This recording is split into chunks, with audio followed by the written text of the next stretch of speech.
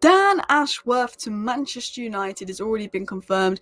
He's planning the ins, he's planning the outs, he's off to work, he's explaining his role, he's spoken out about Ten Hag staying in his contract extension. In today's video, we're going to break down everything you need to know about Dan Ashworth, what his role is, what his plan is, what he's already doing at Manchester United and more. So we're going to dive into some of Dan Ashworth's old interviews, we're going to dive into his new interview, and news and reports and things Dan Ashworth has said about his plans and the future of Man United. So stay tuned because I think this is a really good, well-informing video. So let's start with something that Dan Ashworth said a couple of years ago when he spoke about his role at Brighton, which he will be replicating at Manchester United.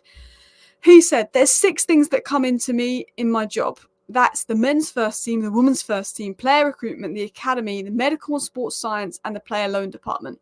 All those things are medium to long-term things in order to try and make sure the club is sustainable. We spend our money wisely, we open up pathways for young players to come through and the system, and that's one of the things that was really important." He speaks about his role at Brighton. He does many things: recruitment, men's team, women's team, sports science, loan department, managing it all. Rather than the manager doing everything, he will be the expert doing it all, and he did it very successfully at Brighton.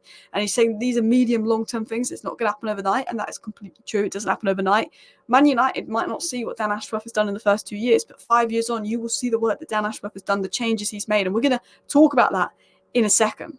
But he also speaks about, overseeing a lot of things, and that's what he's going to be doing at Man United. Because if you go back to what Sir Jim Ratcliffe said, when he took his 27% stake in Man United, it was said that Jim Ratcliffe wants to shift away from a traditional model where the manager oversees multiple departments like Sir Alex Ferguson did, and instead appoint a head coach who is focused on training, while the recruitment will be handling the incomings, and that will be handled by Dan Ashworth and Omar Barada. This was said in March by Ratcliffe, that he didn't want to have a traditional model, he wanted a head coach. And we've got that in Ashworth. Ten Hag is not going to be the traditional manager. He's still going to have a veto on transfers, but Ashworth and Omar Barada are going to oversee it. So what is Ashworth's goal? What is Ashworth saying? Ashworth said this: "My view is that if you keep changing the head coach every 14 months or so, which I think is the average lifespan of a Premier League manager right now, and then you go from one philosophy to another, you have no chance in joining up your academy, your loans, or your player recruitments." He ties everything together. Dan Ashworth will tie every little piece together at Manchester United. What he means by that is he's going to establish a style of football that he wants Manchester United to play, a way they want to play. Ten Hag will be the coach that does that, and they bring in players to play that way. The academy will mirror that way. The recruitment will mirror that way. So if Ten Hag does go, there's minimal change for the next manager coming in. Klopp's gone.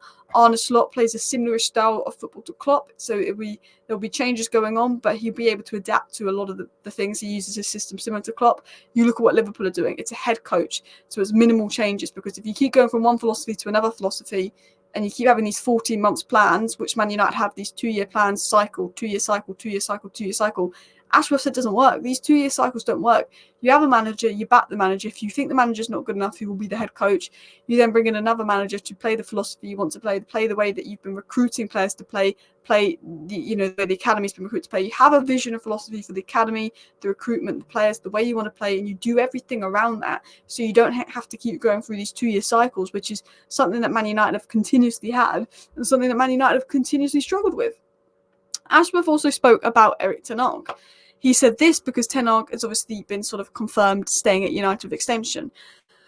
With 2 trophies in the past 2 seasons, Erik reinforced his record as one of the most consistently successful coaches in European football. While the club review of last season highlighted areas for improvement, 8th place minus goal difference, we all know that, it's also reached a clear conclusion that Erik Ten Hag was the best partner for us to work with in driving standards and outcomes.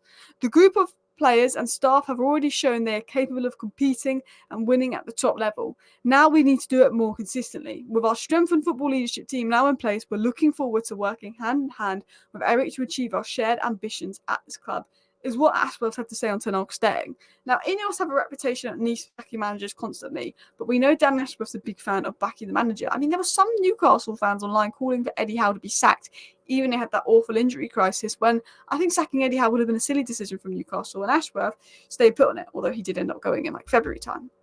So what will Dan Ashworth bring to United? Going back to his interview about his Brighton days, we have some basic principles and philosophies that we believe are best for player development and the way you want to play. We spoke about Dan Ashworth, making sure Dan Ashworth is essentially the manager of multiple parts of Man United that we've listed earlier.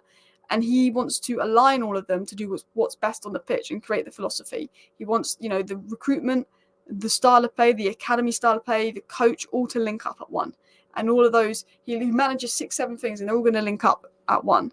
And he talks about his philosophy, and that is his philosophy. And his philosophy is what is best for player development and the way that they want to play at Brighton. He will be doing that at United. He said, a Brighton DNA, if you like. He's going to create a Man United DNA. He said, we want academy recruitment, structure, loan planning, medical team, everything set up with first team performance and results in mind. If you don't do that, you're wasting your time, effort, and resources.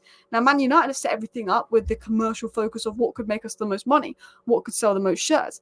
Dan Ashworth is thinking, well, what is best for the team performances? Because if we're not thinking about the team performances before anything else, if we're not thinking about results on the football side before anything else, we're idiots. And as I mentioned in my video last night, Ed Woodward was doing the role that Dan Ashworth, Omar Varada, Vivel and Wilcox have come in to do. He's doing the role of 4 people at United for nearly 10 years. And Ed Woodward wasn't a specialist in any of those roles. He was a fool. But Man United had to lay off 250 staff because they were overemployed in every other sector of the club.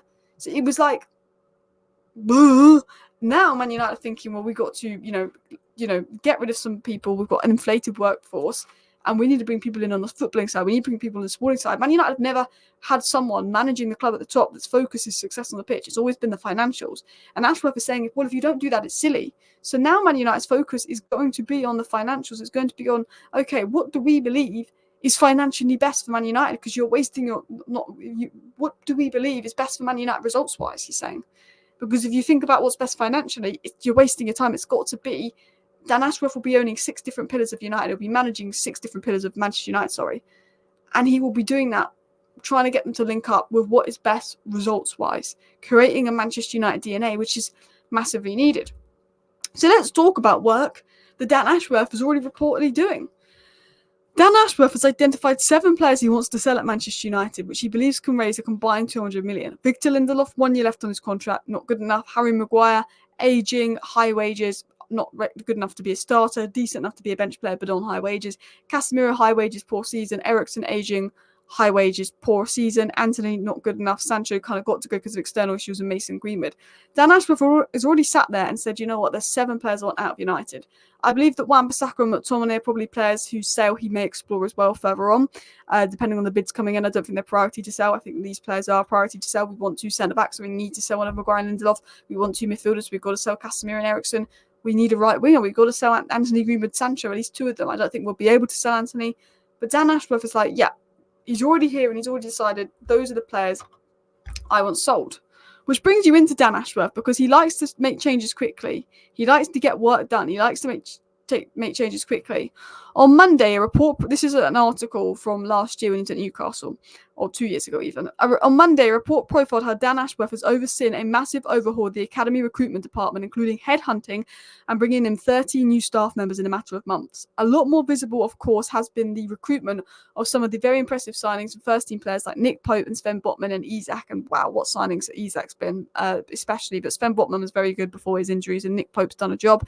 He said below that level of signings, who were immediately challenged for the first-team place, Dan Ashworth is implementing Brighton's recruitment best practices, with Newcastle having massive beneficiaries. Newcastle's recruitment's been very good. Last one wasn't the best because of injuries in a Tonali situation, but Newcastle's recruitment's been good. But I want to point out that within a matter of months, Dan Ashworth headhunted 13 new staff for recruitment of the academy. Dan Ashworth doesn't do recruitment, but he brings in the best in class to do recruitment, and he oversees it, and he watches a lot of football, and he'll oversee it and agree with those at recruitment. He's brought in Vivel already to work under him. And if you look at some of the signs that come in from Ashworth, particularly Anthony Gordon and Isak has been really, really good business. I think Botman was really good before his injury. Harvey Barnes has had injuries and Tonali's had issues, so you've not been able to see it. Livramento, I think, will be a really good deal, especially when you see the price of fullbacks in the market these days. Cucurella, Trossard and Caicedo was sold on for mass profits. McAllister, brilliant player, really good player for Liverpool, arguably their player of the season. Sold on for profit. Obviously Lamptey's been pretty good, but he's had injuries, and Matoma they could get a bit of money for. You look at the recruitment that's happened, but Dan Ashworth there, and it's been good. And one thing we know about Dan Ashworth is he brought in Christopher Vivel already. Dan Ashworth, within a day of being here, brings in Vivel to work under him, because Dan Ashworth knows that his best work isn't recruitment, but he'll bring in people to do recruitment. And in Vivel, he got Hedera, Soboslai, Adeyemi, Erling Haaland and Sesko and Minamino and Keita to RB Salzburg. They're all very good signings. Leipzig, Guardiola, Angelino, Timo Werner, Simakan. I'm surprised we haven't been linked with more. He's got a good reputation. He's worked under Rangnick as well, and we are a big fan of Rangnick on this channel. And as it was said, Christopher Vivell has started work today as Manchester United's director of football and will report to Dan Ashworth. He's going to help with the summer window. Man United are making action in the summer window. Man United are making moves in the window, and De Ligt could be the first deal. It could even be done by the time this video is out. I don't know if it'll be done that quick. It was said that Newcastle expressed an interest in Christopher Vivell, but he decided to move to Manchester United. Vivell's appointment was the first major decision sanctioned by Ashworth at Manchester United as well. Ashworth come in. I said he likes to make moves quick, and he said, "Yeah, let me have Vivell. Bring me Vivell." And that's one of the first things that's happened since Ashworth has come in. And lastly, to end off, this is just some news that's come out today. It said that Ten Hag retains a crucial vote on any incomings because his contract was not a new contract, it was an extension. And Man United are going to step up their transfer business now. Dan Ashworth is in and been cleared to work as sporting director. Because it's not that just Dan Ashworth is done. He is here. He is ready to work. Barada is in next week. Hopefully United get business done. Guys, thank you for watching today's video. Please do hit that like button and of course subscribe down below if you're new. I hope you found it informing. Different kind of video, not talking about news, just breaking down Dan Ashworth, his roles, some things that he said. Took a bit of research and time this one, so please do hit the like button. Thank you for watching. Bye.